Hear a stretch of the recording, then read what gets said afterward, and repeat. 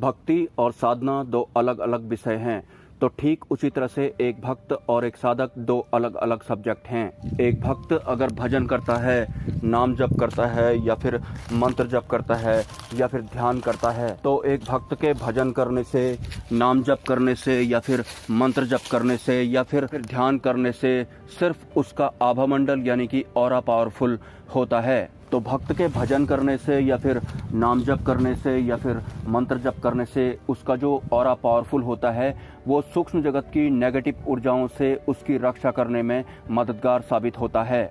एक नॉर्मल भक्त जब भजन करता है तो सूक्ष्म जगत की व्यवस्थाओं द्वारा उसकी काम, क्रोध, लोभ, मोह, भय की परीक्षा नहीं ली जाती है।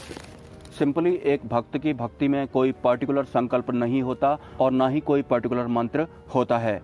इसके विपरीत जो एक साधक होता है वो एक पर्टिकुलर संकल्प के साथ और एक पर्टिकुलर मंत्र के साथ एक पर्टिकुलर सूक्ष्म शक्ति का एक तरह से आह्वान करता है, या फिर मैं ये कहना चाहूँ कि एक साधक खुद को सूक्ष्म जगत की शक्तियों के अनुकूल साध रहा होता है। एक साधक एक पर्टिकुलर उद्देश्य की पूर्ति हेतु सूक्ष्म जगत की शक्तियाँ जैसे कि यक्ष, गंधर्व, किन्नर, कुबेर, नाग, अप्सरा, यक्षिणी, भैरवी, योगिनी या फिर उच्च स्तरीय देव सत्ताओं को उनके एक पर्टिकुलर मंत्र द्वारा एक पर्टिकुलर संकल्प के साथ उन्हें आकर्षित करता है। जब एक साधक एक पर्टिकुलर संकल्प के साथ एक पर्टिकुलर मंत्र का जप करता है तो सूक्ष्म जगत की व्यवस्थाओं द्वारा उसे काम, क्रोध, लोभ, भय इत्यादि विकारों से गुजरना पड़ता है, मतलब इनकी परीक्षा देनी पड़ती है। या फिर एक आम इंसान या भक्त सूक्ष्म जगत की यात्रा में सिद्धि प्राप्त करने के उद्देश्य से जब उतरता है तो साधना के शुरुआती चरण में ही उस साधक के साथ उसके पूर्व जन्म की शक्तियां जुड़ने लगती हैं। और जैसा कि हम इंसानों को अपना पूर्व जन्म याद नहीं रहता और हम इस जन्म में सात्विक रूप में हनुमान जी के दूत प्राप्त करने हेतु साधना कर रहे हैं,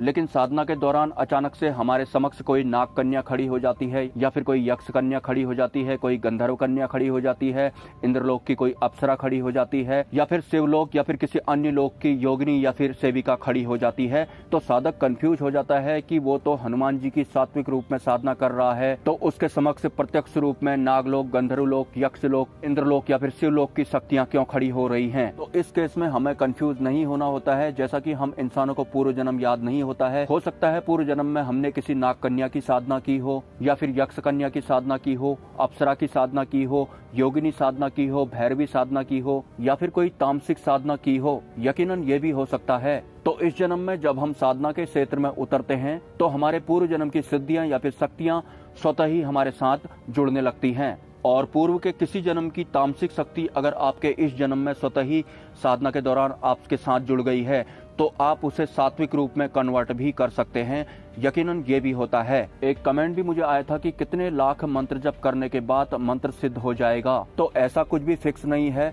हर इंसान अलग अलग प्रवृत्ति का होता है और हर इंसान पूर्व के कई सारे जन्मों में कई सारी अवस्थाओं से होकर इस जन्म में आया होता है। हो सकता है पूर्व जन्म में ही आपने कोई मंत्र सिद्ध कर लिया हो और इस जन्म में सिर्फ 108 बार जप करने के बाद ही आपका मंत्र सिद्ध हो जाए। साधक के कितनी बार मंत्र जप करने के बाद सिद्ध हो जाएगा, ये सब डिपेंड करता है कितनी सहजता के साथ उसने मंत्र जप किया है, फिर किस भाव के साथ उसने मंत्र जप किया है।